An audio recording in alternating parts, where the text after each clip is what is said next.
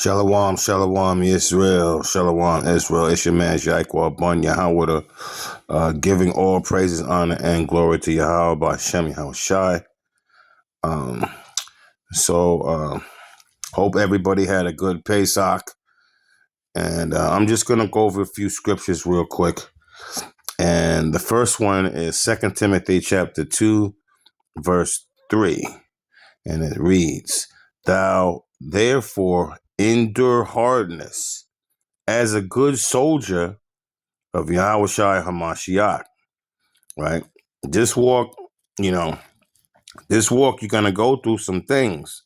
You know what I'm saying? That's a whole fact. Um, so we have to go endure hardness as a good soldier of Yahweh Shai HaMashiach. Now I'm going to drop down. Matter of fact, Salakia, y'all. Let me go back. I missed this one. 2 Timothy chapter 2, verse 19. "Nevertheless, the foundation of Yahweh standeth sure, having his Salakia, y'all. Zeal, the Most High knoweth them that are his. And let everyone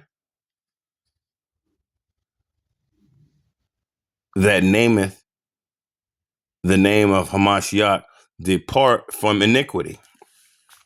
This is what we're all in the process of doing and repenting. This is the goal, right? And now that we are in the end times, it could be a struggle, but this is the ultimate objective because we're in these times, these last days. 2 Timothy chapter 3, verse 1. "This know also that in the last days perilous times shall come. For men shall be lovers of their own selves, covetous." You got Negroes out here, coveting people's wives and ex-wives and, stuff like that. Boasters, proud, blasphemous, disobedient to parents, unthankful, unholy, without natural affection. It's always weird that like around Pesach, you know, people come with without natural affection, truce breakers, false accusers, incontinent, fierce, and despisers of those that are good. You can't tell me we're not in these times now. 2 Timothy chapter 3, verse 4, traitors, people you think you cool with, you're not cool with, traitors, right? Heady, high-minded, lovers of pleasures more than lovers of Yahweh, right? I'm on some new and improved stuff. Like, not that everybody needs to know this, but I'm just like I'm celibate right now.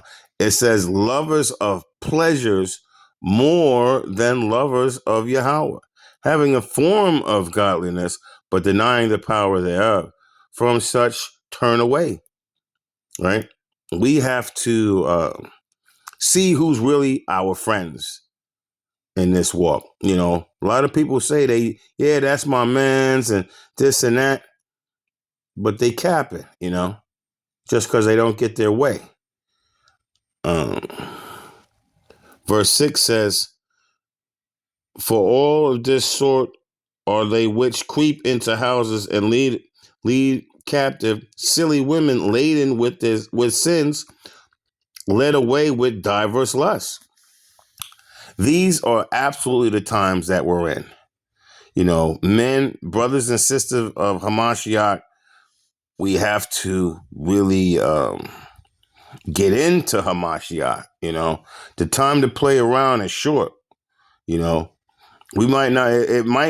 This. I'm not saying it is, but this could very well be our last Pesach. Maybe another one, maybe two, but we're close, right? Verse 12 says, "Yea, and all that will live godly in Hamashiach Yahushai shall suffer persecutions. Verse 13. But evil men and seducers shall wax worse and worse. And these is people that's in the truth that you figure you can confide in. Evil men and seducers shall wax worse and worse, deceiving and being deceived. Now, I'm going to wrap it up over here with 2 Timothy chapter 4 and verse 3. And it says, for the time will come, they will not endure sound doctrine, but after their own lusts shall they heap to themselves teachers having itching ears, right? And they shall turn away their ears from the truth and shall turn unto and shall slack it and shall be turned unto fables, like equal salvation. You know what I'm saying? All right. All praise to the Most High. Kum Yashala.